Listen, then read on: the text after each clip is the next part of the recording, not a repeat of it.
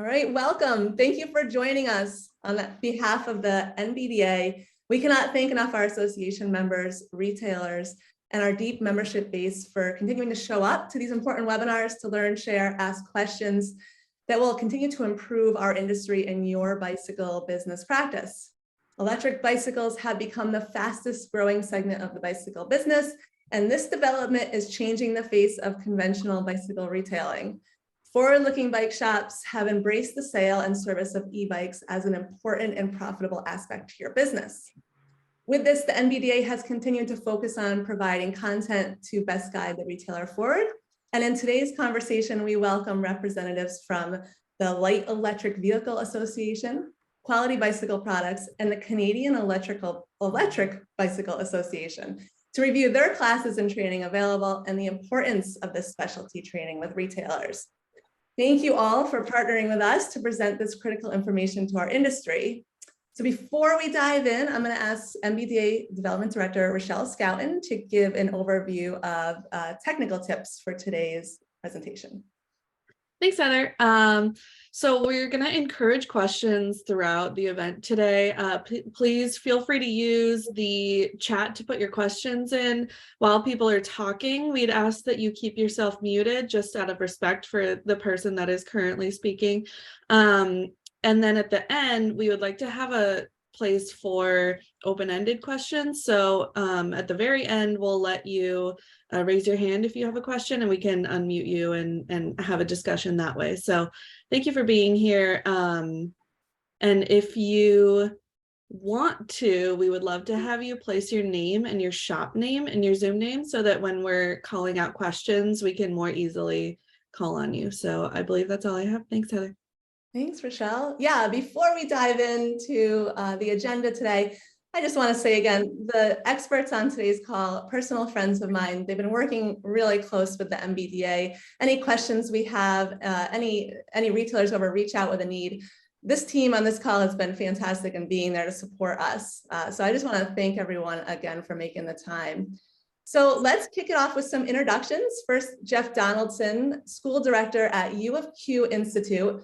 Thank you for joining us. Can you tell the audience a little more about yourself and your role at U of Q? Sure thing. I am Jeff Donaldson, School Director at U of Q Institute. The important lineage here is that U of Q Institute has recently changed its name. We were formerly Barnett Bicycle Institute, and we carry forward all of that 35-year plus legacy and methodological approach to training for the industry. So that's the important bit. I've been with the school for about 5 years now. We were organized under the NBDA initially, and then we've changed hands to Quality Bicycle Products and are operating in a new location in Broomfield, Colorado. So today's discussion is on e-bike training and certification. And Jeff, in your opinion, how important is this training to a bicycle retailer's safety and success? It's incredibly important, and I'll point out two avenues is to be aware of initially. We have barriers of entry to the technology, so you have required certifications from companies that are major players. Bosch is a really great example of that. And we also train Fazua Technology, which also has a certificate that's a barrier of entry to having access to tooling and technology. That's sort of a getting started and getting access approach to e-bikes. The second is recognizing that e-bike technology is different than analog bike technology. And we're seeing a whole lot of discussion within our couple of years of massive growth here around safety and safe operations within a bike shop. We think this is critical, and we want to make sure that dealers are empowered with the right kind of knowledge to move forward and operate safely and responsibly within the e-bike paradigm. Yeah, there's so much here, so much for consideration. You're mentioning that safety is a key item. Is there any key items within that you're really focused on, Jeff? Yes, I mean, battery safety is the hot button topic here, and I'll point to recent articles. I see a couple of people that contribute to Brain in the in the guest list up there. Brain is doing a really good job of following, for instance, FDNY and their activity within getting involved in safety and advising safe operations. We've had some fairly high visibility incidents with e-mobility, and it's really our responsibility to know what's going on there and to stay informed and operate responsibly. The second point there is in classification and regulation. So how do you use e-bikes responsibly? How do you sell e-bikes responsibly and inform your customers on how they should be riding and operating those e-bikes? Thanks, Jeff. And we'll get deeper into the discussion later with you here in a little bit. Michael Pasquali, Director of e-bike training at the Canadian Electric Bicycle Association, welcome. Would you mind giving a little background on your role at CEBA and what you're doing there? Yeah. Hello, everyone, and thank you for coming, and thank you for having us, Heather. So I'm the Director of e-bike technician training for the Canadian Electric Bicycle Association. My role is teaching the e-bike technician training course, as well as ensuring that safety, like as Jeff mentioned, is huge. And I know you guys are doing a lot around e-bike safety, ensuring the curriculum is at a high standard and that technicians know how to properly diagnose and work around the battery of an e-bike safely and very efficiently. And in your opinion, how would e-bike technician training benefit the traditional bicycle retailer?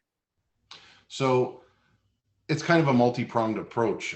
You have a few different types of dealers. I think you touched base on it, or Jeff touched base on it. Some are very resistant to e-bikes and some are embracing e-bikes. I believe it was you that said embracing. So you have two different types of dealers. The ones that are embracing it are typically getting bikes from, you know, the major, like Giant and Trek, those type of companies where they have the mid-drive. I think Jeff was speaking of that earlier. And then other traditional e-bike dealers that are resistant. And there's reasons why they're resistant. Maybe years ago they worked on an e-bike, you know, took 3 hours, they couldn't figure it out, gave it back to the customer, didn't charge the customer because they didn't fix the bike, and said to themselves, we don't want to work on e-bikes anymore. Or now with lithium batteries and the different technology, dealers are very resistant to wanting to touch an e-bike. So we know there was a big need. There's a huge market for electric bikes, especially in the growth that we've seen.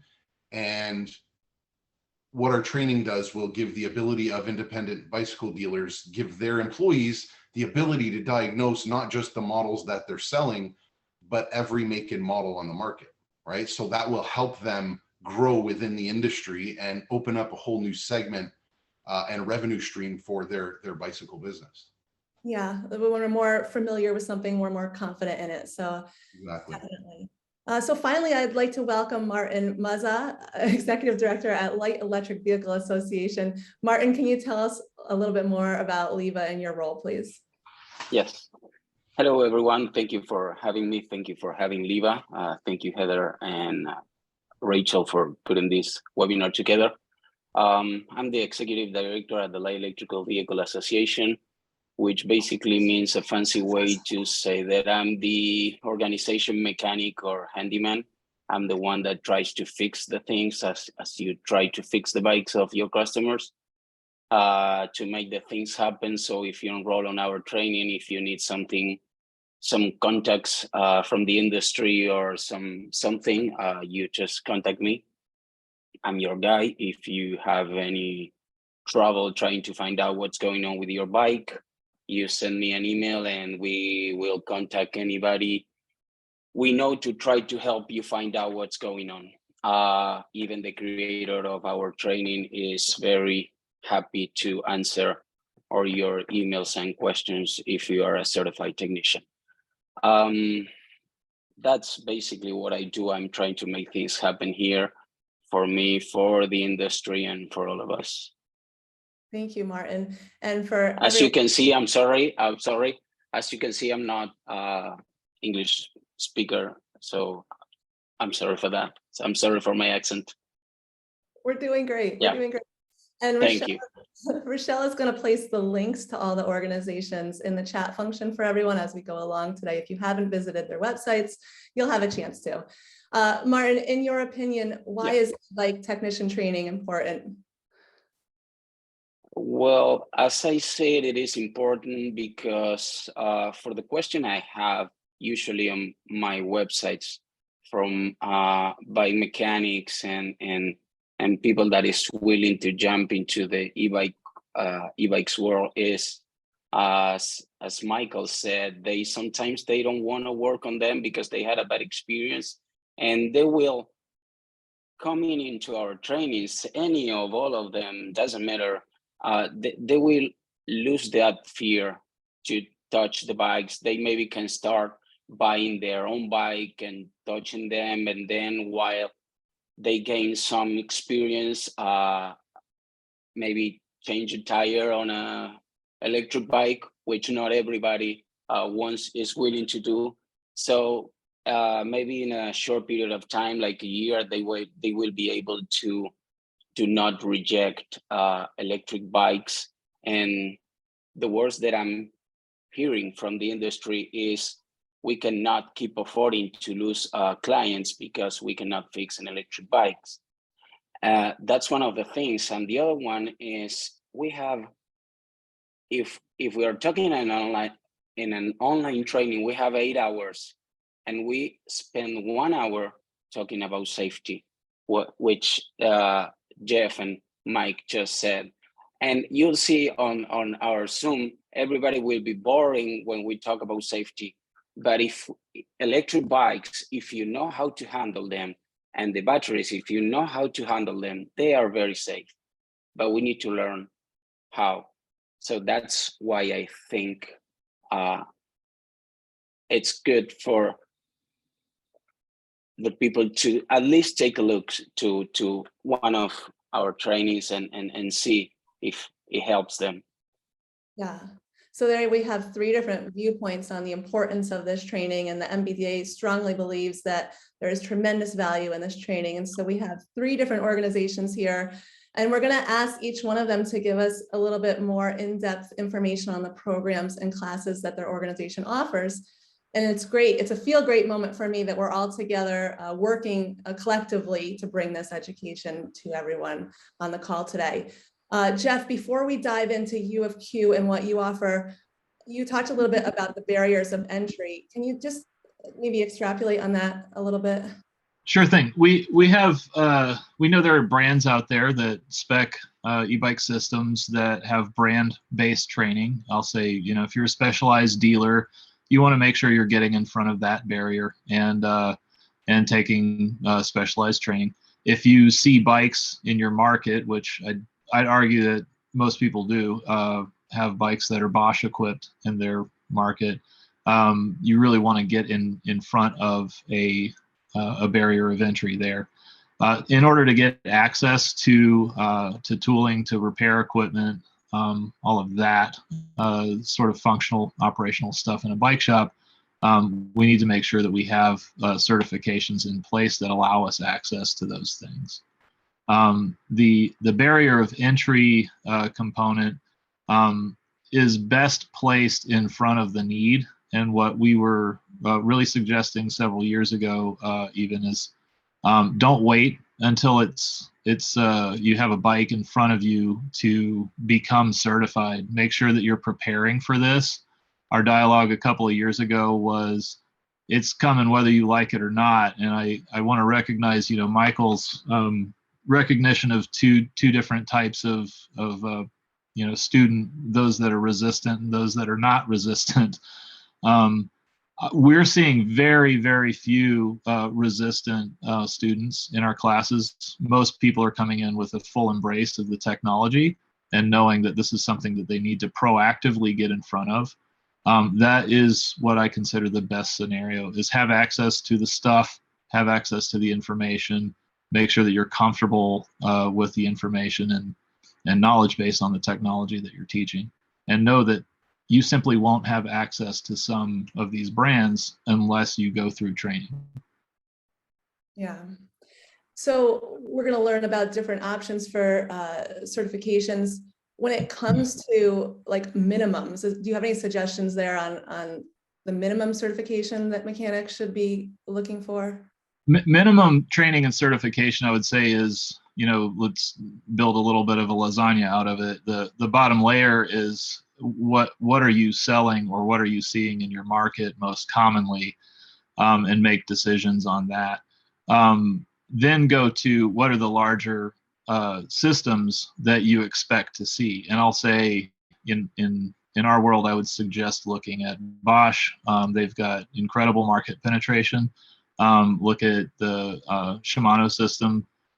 They've got very good market penetration. And then ancillary to that, what are the other important brands and peripheral technologies that you have come through your doors? So I would look at the big pieces first before you start filling in the small pieces. Fantastic advice. All right, well then, will you talk us through what U of Q offers in terms of training and how retailers can interact with that? Of course, yeah, we have a bit of a history. We launched e-bike training in 2018. We had a 4-day training where we worked very closely with LEVA to develop that training. Within COVID, we recognized that the needs had changed for the retailer, and they were much more immediate, and the time on site was much more limited. We didn't want to have full classes of people for weeks when either we had restrictions or there was a climate of nervousness of being in a room full of people. So we changed what we do, and we prioritized the stuff that you need to get started. We start with overview of classification, battery safety. We move into a basic electronics, and when I say basic, I do mean like what do you need to get started? How to use multimeters? What types of wire crimping and soldering might an e-bike mechanic need to know how to execute? We do run a familiarization on Shimano Steps system, and we run a certification on the Fazua e-bike system, which is relatively new but growing in our market. We spend our second day doing a complete teardown and rebuild on a Bosch system, which does end in a certification for the student. And that contextualizes a lot of similarities between Bosch and other mid-drive systems. Jeff, what has been some of the feedback from some of the people that you've worked with, the mechanics that have gone through your training? It's really nice to hear that it's empowering, and it's good to get clarity. It's good to get process knowledge on how to work this.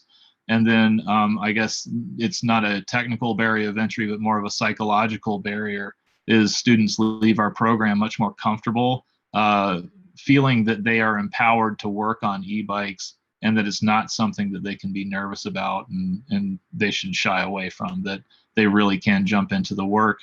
To Martin's point, if you're careful and if you understand the safety mechanisms that you need to put in place, that can be very empowering to you starting the work and doing it comfortably. Yeah, I love that word, empowering.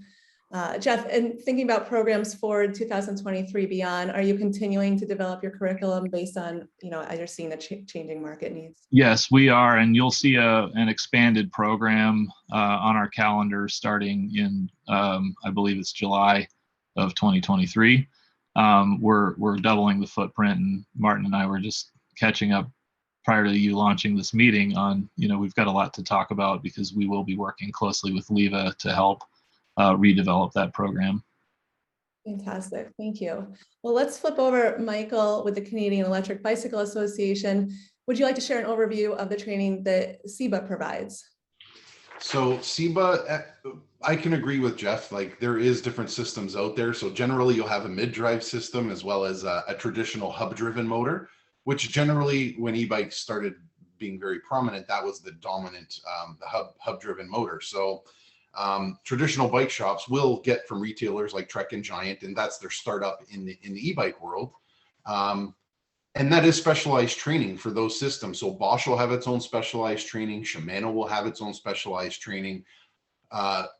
But in the last little while, and the dominant bikes that we see in our market, and I'm sure across the US, is rear hub driven motors, right? They're still predominant. I mean, mid-drives their growth is exponential, and they do require specialized training for each one of those mid-drive systems.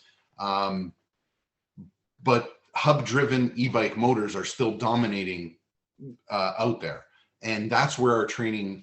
That's what our training focuses on. So it takes a multi-pronged approach to learning, and confidence is a big part of that. As Jeff said, you know, confidence in understanding those systems, especially around safety and lithium batteries. A lot of people, when their bike fails, they try to open it up and they just give up, or shops just tend to give up, right? Different people learn in different ways. So when you're doing online training, it can be challenging. But the way our training has been developed, it's for individuals and dealers that have no training whatsoever. So it's not intimidating. You don't need a prerequisite to attend our training. You can know absolutely nothing about e-bikes. It's for anybody across the world. And it starts off slowly. So it gives you a great foundation to build off of. It'll start with the basics. What are the different components on an e-bike? And we don't focus on the mechanical side of the training, because it's a 2-day training course. So most shops already know the mechanical side. They don't want to waste their time and money learning that. So we focus strictly on the electric side of what you don't know. So we'll go over all the basics of what an e-bike is, the different components, and isolate each single component, and then teach you how those components interact with each other. Then what fails within those individual components and how to diagnose those failures. So it's broken down into little digestible pieces for anybody to learn. And it gets more advanced as you go along, but to jump in, people think they need a big electrical background. You absolutely don't. Even if you don't know how to use a multimeter, we will teach you everything from, you know, getting familiar with a multimeter to diagnosing any make or model of e-bike on the market. And that's huge, because now shops aren't limited to just bikes that have Bosch or just Shimano, or don't have to refuse bikes that have a hub-driven motor. They can actually take those bikes in, regardless of what the brand on them is, and be able to actually capture that revenue. And I have spoken with retailers who have gone through your course firsthand, and the feedback has been excellent. So thank you for sharing that. Martin, I guess let's follow it up with you, Martin. At LEVA, can you tell us a little bit about the programs and training? Yes. Should I show you my presentation, or just want to talk about it? No, let's do the presentation. All right. Let's see what I got.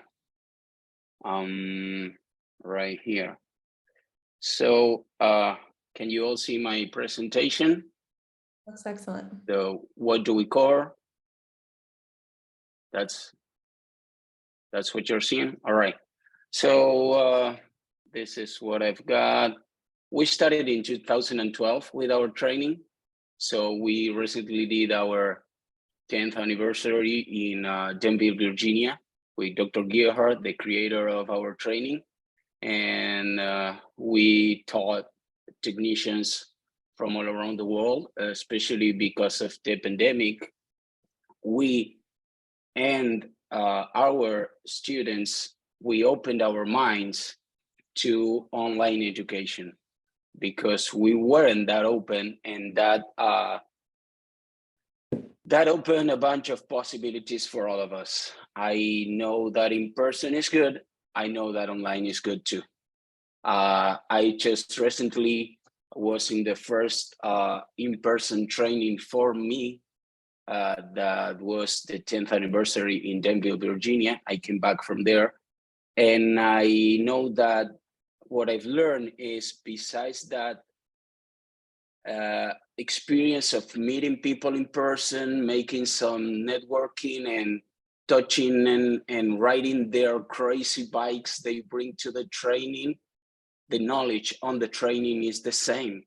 And if you don't have the opportunity to travel, or you don't want to spend the money to travel or anything, online is great. And we gave the opportunity to people from New Zealand, Australia, UK, Caribbean, South America. So we've learned that online education is working, and it's different, but it's working.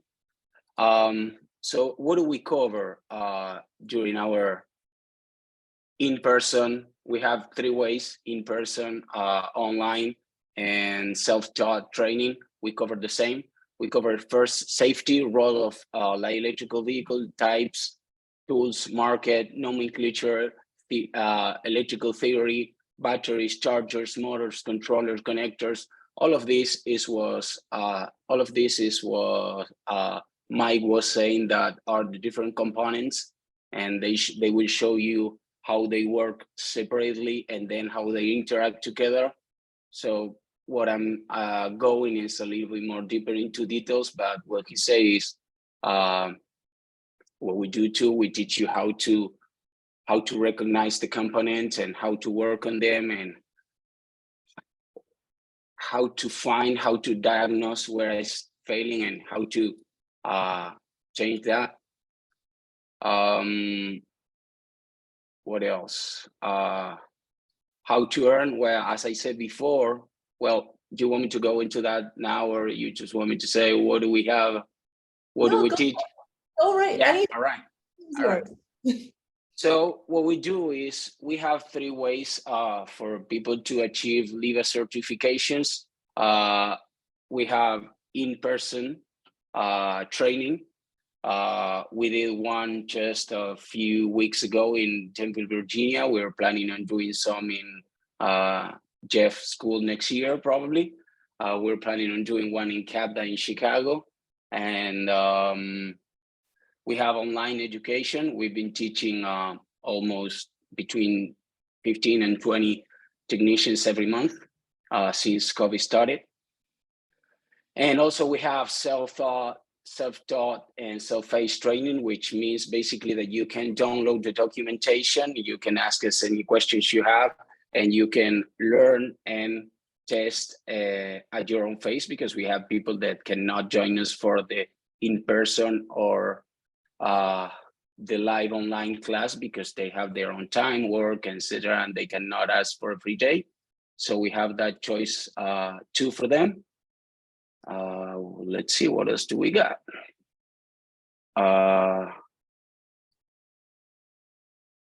Tools. Well, if you are doing the in-person training, we provide the tools. If you are doing the live class or the self-taught class, you will need some of these tools that I'll send them to you if you need them, but it's not important to mention this now. But you will need these tools to cover your hands-on exercise for you to learn how to solder and change connectors and stuff like that.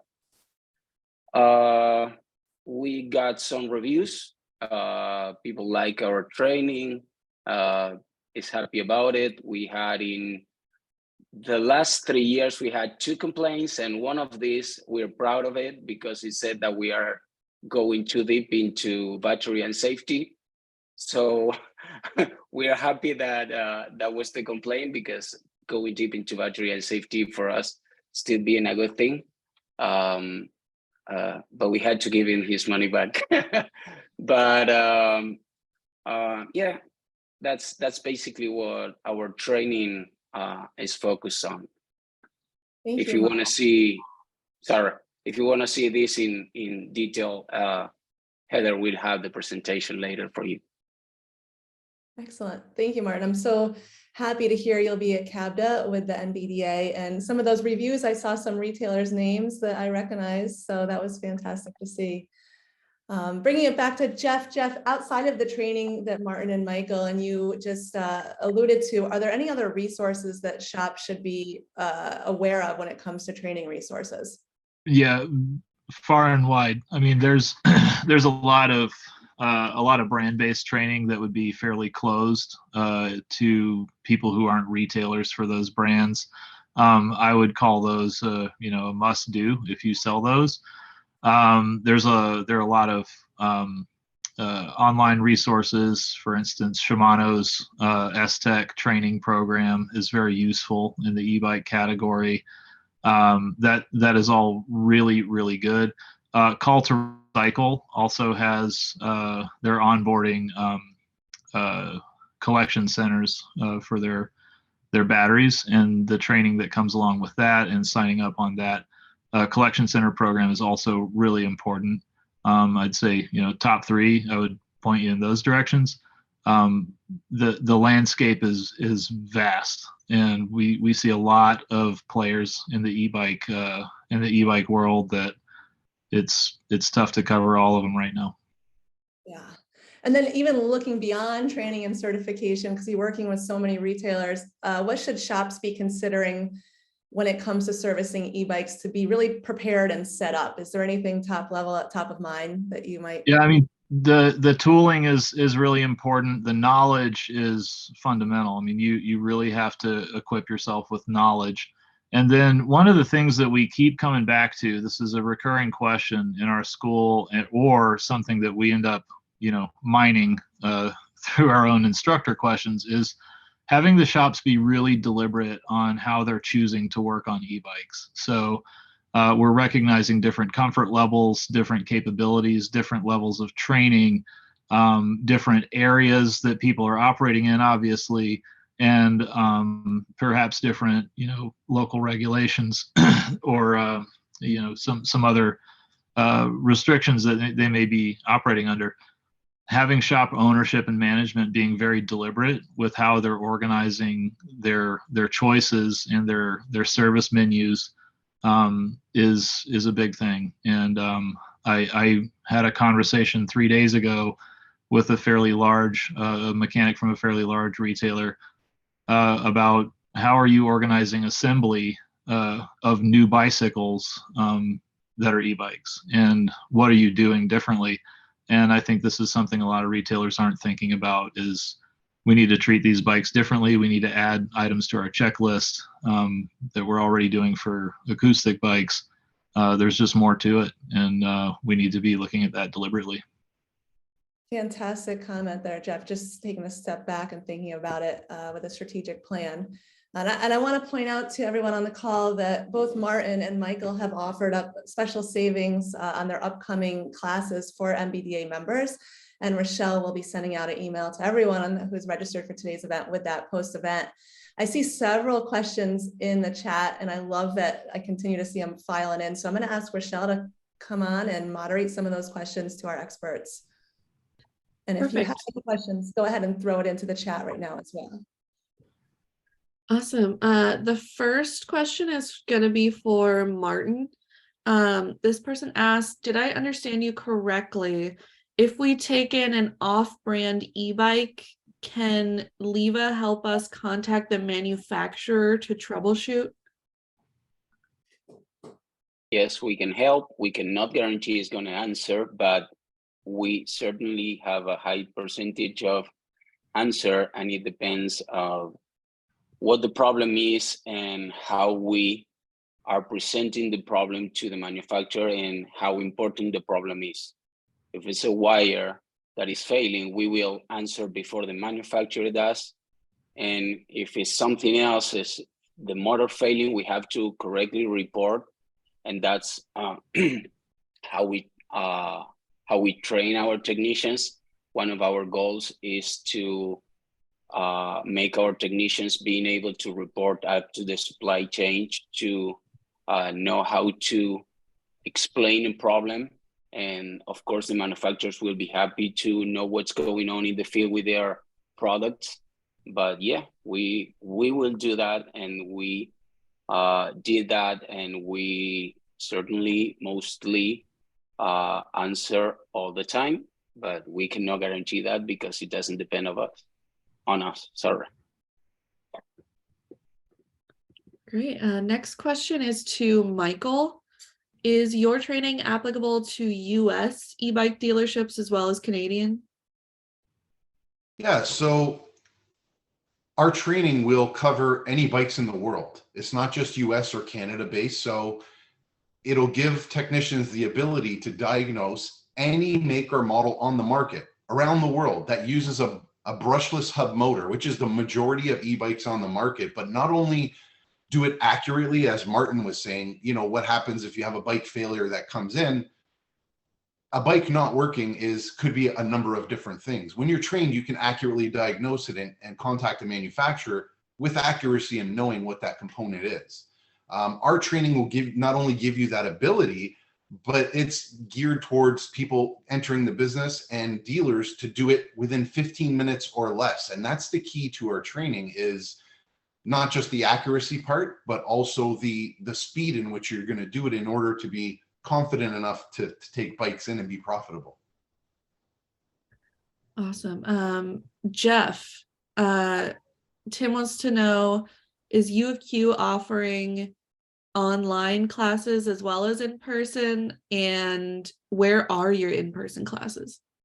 Our in-person classes are in Broomfield, Colorado, so between Denver and Boulder, and our primary delivery is in person.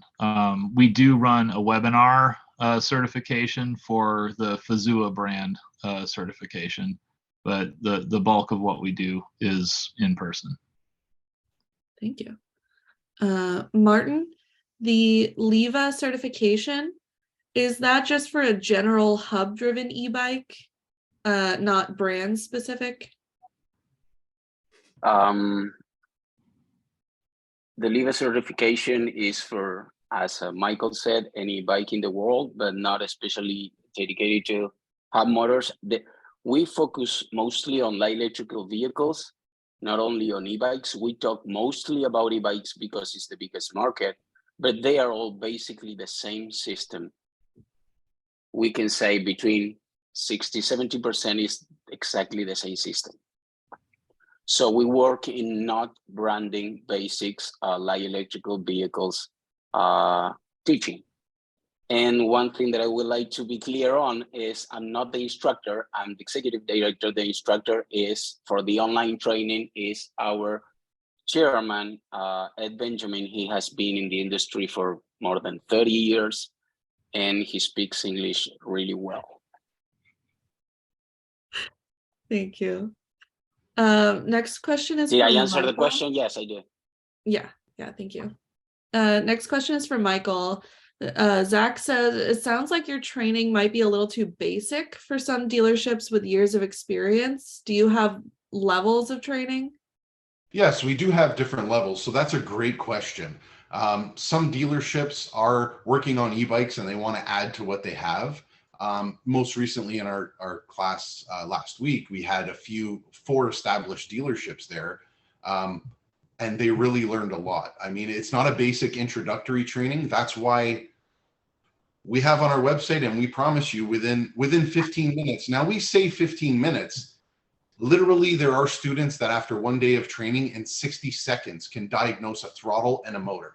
60 seconds. That's built for businesses. That's not basic training, right? It starts off slowly because there may be people that don't know as much as other shops or individuals in the training. It builds a foundation, right? We build a good foundation and then level the different levels as we go together. We're making sure everybody is on the same page. There might be certain sections where dealers already know that basic information, but we're going to cover it anyway, just to be sure that everybody does understand everything, because one level and each section ties into the next. But absolutely not. It's very advanced training. And the 15 minutes we say, you'll be able to diagnose a bike in 15 minutes. That's touching on what Martin said. It's for all these systems. So a brushless system, generally, a hoverboard, a e-motorcycle, e-scooter, a stand-up e-scooter. What you're learning in our training will apply to all of those. It's primarily for bikes, but that technology, you'll be able to diagnose those other things, which might require you to take it apart first before diagnosing. That's where 15 minutes comes in. But generally for a shop, within 60 seconds, you're diagnosing a throttle and a motor. Within 5 minutes, you're diagnosing a bike. Thank you. So these next few questions are general questions. So I'm going to let anyone chime in if you have any answers to it. So the first one is, how do you feel about brand-based barrier to entry certifications? And do you have any recommendations for alternatives? Jeff, you want to take, I'm just volunteering you, Jeff. Yeah, I'd say I don't really have any feelings about it. It's just it's a fact of life. So we work with it. I think it's important for a brand to really call out what their expectations are with the work around their technology. I mean, they are the owners, and it's their right to do it. I think it's also their responsibility to do it. So, I really don't have any personal feelings. What was the second part of that question, Rochelle? Are there any recommendations for alternatives? Well, I would say if we're talking about a brand like Bosch or a brand like Specialized, or someone who really does have like you need to get the membership card to get in situation. I wouldn't suggest trying to get around it. I think the alternatives are not going to be as strong. They may not be legitimate, and you won't have like access to the true source of information, replacement technology, tooling. You really need to make this a legitimate channel. Thank you. Next question. Does there exist a public list of relevant tools to maintain in an e-bike diagnostic kit? I'd say my opinion is that the different brands and systems will have recommended tooling or required tooling to do work on their systems. Martin and Michael have both talked about more open and general tooling. We have a sense of that, but not having worked as closely with Michael, I'd say Martin showed quite a few tools that are general electronics and e-bike specific tooling. I'd say he probably is the gatekeeper there. Martin, you want to chime in? Yeah, I want to say something about the branded trainings that Jeff took to answer. I believe that it's not too expensive, if I'm not wrong, to jump in and give it a try. And then if it doesn't work for your business, you just can't give up on them. I think if you're able to fix bigger brands like Bosch or Shimano or Yamaha or any of those at your shop, and that can be a good chance to bring a good business. We recommend when we finish our training are specific. I took the Bosch training, for example, and I know they are different. I'm not saying any of those it's better, they are different. So we recommend when people take our training to take those after, to be able to get into their system, to know how they work. And they will teach you also about the basic system that we teach you to. If you have the chance, I think it's worth it. If you don't have the chance, well, that's a different matter, but I think it's worth it. And also about the tools, I believe we all do this, but in our training, we give you a list of tools, of course, and Dr. Gearhart, the creator of our training, puts exclusively for certified technicians a couple of boxes with tools with different levels, basic toolbox or advanced toolbox with battery analyzers and everything. So I think with either of us that you take the training, we will help you to find your tools. It's that once you have the knowledge and the context, you will find your way to get started. Thank you. So we only have a couple more questions.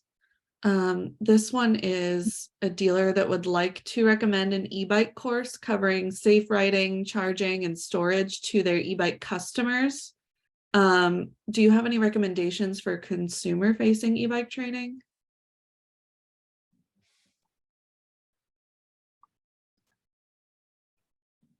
So in regards to, the end of your question was consumer e-bike training. Mm-hmm. That's not regarding obviously fixing them. That would be for riding, storing batteries. There is a lot of information out there on proper storage of lithium battery. You should always read your manufacturer directions, of course, in carrying and maintaining your lithium battery, as that's where the danger lies in an e-bike, clearly. So you do want to follow all of your manufacturer's recommendations when it does come to the proper handling and storage, specifically on your e-bike battery. That stands out of everything because of the safety that kind of revolves around your battery. Sorry, was there another part of that question, Rachel? There was,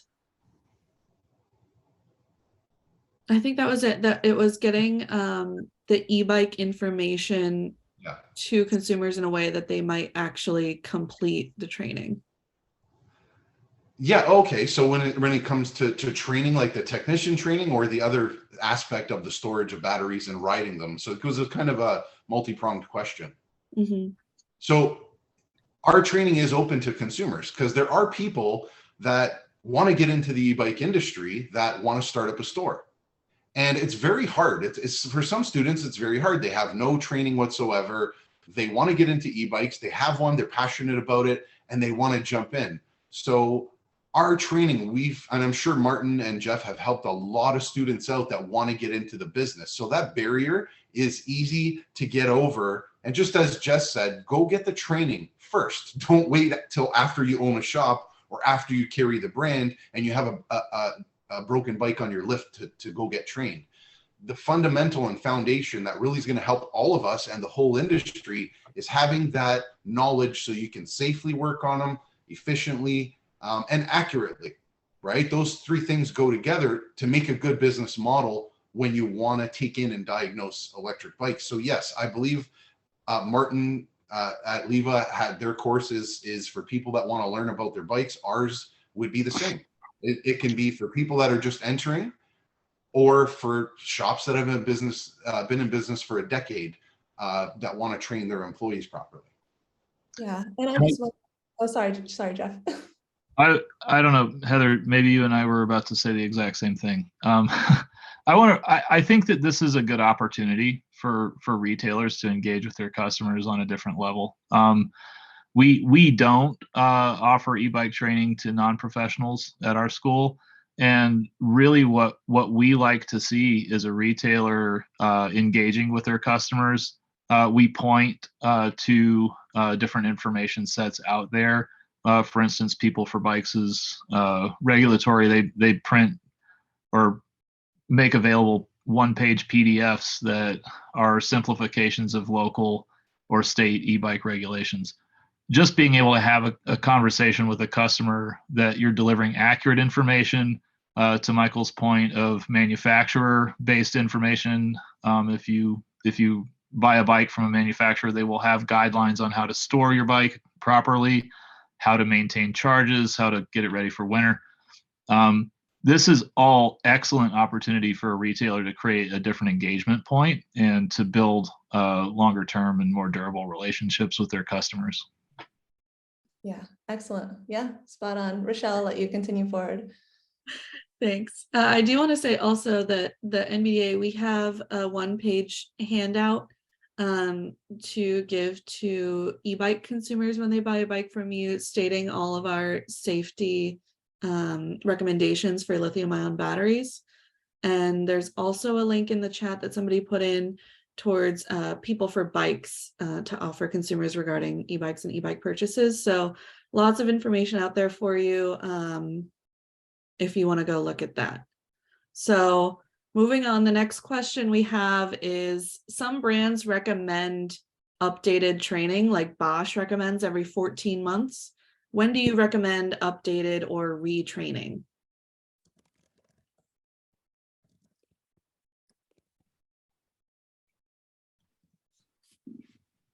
Well, from a certification point of view or from a brand-based point of view, you'll want to go with those brand guidelines as a basic. I'll say the more frequently you can keep in touch with technology changes. And I'd say, I mean, I'm reading Brain every day looking for updates. Things change real fast, and this landscape is expanding. It's looking different all the time. staying in tune with that is really important. I think some version of annual training is always a good thing to put into your program. Whether it's an official, training course like ours or Michael's or Martin's, you may not necessarily want to do that, but how are you keeping your knowledge fresh? If it's online, free education, going to seminars, attending a trade show, there are a lot of different ways to engage with knowledge. Yeah, I just want to add a little bit to what Jeff just said. It's constantly evolving. E-bikes, the format, you have mid-drive generally and hub motors, and they're both brushless. So the brushless part of the e-bike doesn't change. It might look differently. It might be in the middle of your bike as opposed to on the rear of your bike, but brushless technology in general hasn't really changed. And that's what helped e-bikes really evolve from going brushed to brushless. That's where we saw this huge amount of growth. And that brushless technology, you've seen it in drills going from brush to brushless, and it is constantly evolving. The fundamentals that you're going to learn in Martin's training or in our training are going to be around that brushless technology, and it hasn't evolved yet. It's in different formats, but the technology remains the same, but the industry is evolving. We update our course literally class to class. If we find something, we're constantly looking and doing all the research. And if we find something, we're inserting it into our training, literally from class to class, using the students' feedback as well. So we're constantly evolving that training, and it does need to evolve as time goes on. So yes, I agree with Jeff. You want to be, it's not necessarily you need to get fully trained if your fundamentals are there on diagnosing that brushless technology, especially for hub-driven motors. That, unless we have a big shift like from lead acid to lithium battery or brush to brushless, then I would recommend getting recertified and retrained, but we haven't seen a big shift for quite a while in brushless technology. Martin, would you add something there? Yeah, I just want to say that I felt what Michael was saying very close to our training, because we have 4 levels, and not because they are levels of how much do you know, how good you are, is because they touch different things. But the 4th level is about new technology, and we don't test on those because that's constantly changing, and we are constantly updating that. And you should guys be doing the same thing, and you'll be doing it. If you are on the business, you will learn every day new things, and you'll come back to us and tell us, and we will talk to each other, and that's how we do it. But not, I don't think, as Michael said, that is a need for recertification. Thank you, Martin. I think that looks like it's it for question. There's been a lot of content on today's roundtable event. And so we will, as I said, follow this up with an email with direct links to all resources, contact information. I strongly urge that you check out the websites and further engage with each one of the experts on today's panel. Reminder, this is installment 4 of a webinar series this fall. The recordings from the previous webinars can be found on the NBDA YouTube channel. You can get that direct at YouTube, or you can link off the NBDA website at nbda.com. We hope you enjoyed today's session. Thank you for taking time out of your day to join us. It was great to see some new and familiar faces as well. And I think with this, we'll go. Thank you so much, Martin, Jeff, Michael, and everyone else for being here. Thank you. Thank you, everyone. Thank you for joining us. Thank you for having us.